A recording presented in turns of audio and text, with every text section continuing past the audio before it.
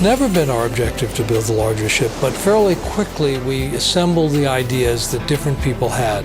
We wanted to build something that would have features and options at a level, on a scale that the world had never seen before. I think that you're going to see that the ship is going to fulfill that in ways that today we almost can't even imagine. I think when this ship is introduced, it will set a whole new standard for cruising, and I think in the resort industry as well. I believe that this ship is going to be so unique and so different that the words cannot describe it. This ship represents the ultimate expression of the imagination and creativity that's found at Royal Caribbean on all of our ships.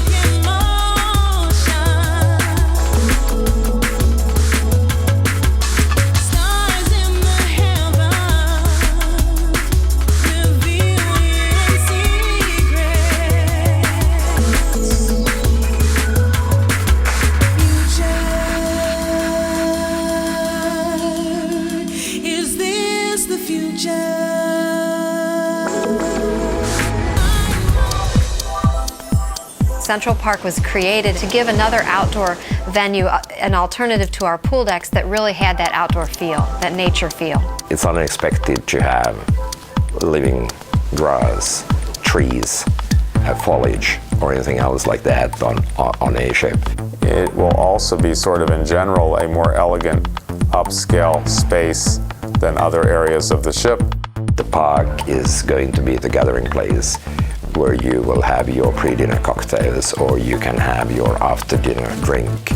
The multiple specialty restaurants, all of which are offering al fresco dining opportunities, is a zone of the ship.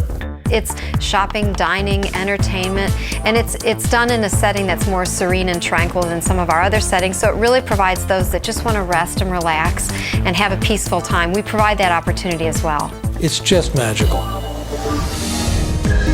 Well, the boardwalk opens up to a wonderful amphitheater area. And it's both a swimming/pool space in an amphitheater style during the day, and then a performance space at night. You will be able to sit at the end in the evening looking towards this entertainment, and you will have the Caribbean night behind you as a background. You'll see some wonderful high diving, state-of-the-art fountains. Basically a ballet of water, where the water jets go in different directions and create their own excitement. And light shows, and it will really be a spectacular venue for our guests. I think the amphitheater at sea is a good example of a feature that's stunning. I actually think that of all the places on the ship and all the neighborhoods on the ship, the boardwalk leading into the amphitheater at sea is probably going to be one of the most exciting.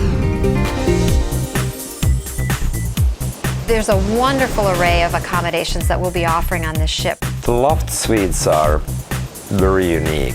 This is so far beyond anything that we've ever seen or heard of before in the cruise industry. You walk in and it's just so spacious that you just can't believe this isn't a house, never mind on a ship. You will have a large balcony, which is probably 30-40 meters above the water level. Phenomenal, unobstructed view to the horizon. I think that will be a very special suite experience for the guests. We have a large number of staterooms which are facing to the Central Park or to the boardwalk. The staterooms on boardwalk have a double advantage. They are looking inwards at an active space, a neighborhood, and they are looking aft to sea. You can actually look out past the boardwalk, past the amphitheater at sea, and look out onto the wake of the ship. That's incredible. Or you can be on the Central Park balcony looking down on the greenery and everything what is happening there. My goal is to have everybody leaving those two spaces, Boardwalk and Central Park, thinking what a great decision it was to buy into one of those rooms. We never had an experience like that before, and we will remember that forever.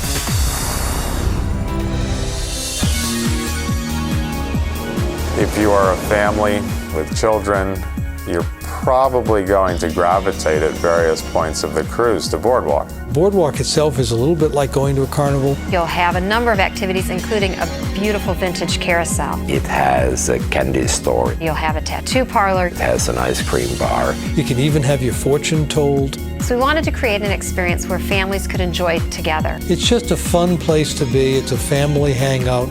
And it will feel a little bit like you're on the boardwalk at Atlantic City or Coney Island or wherever it may be.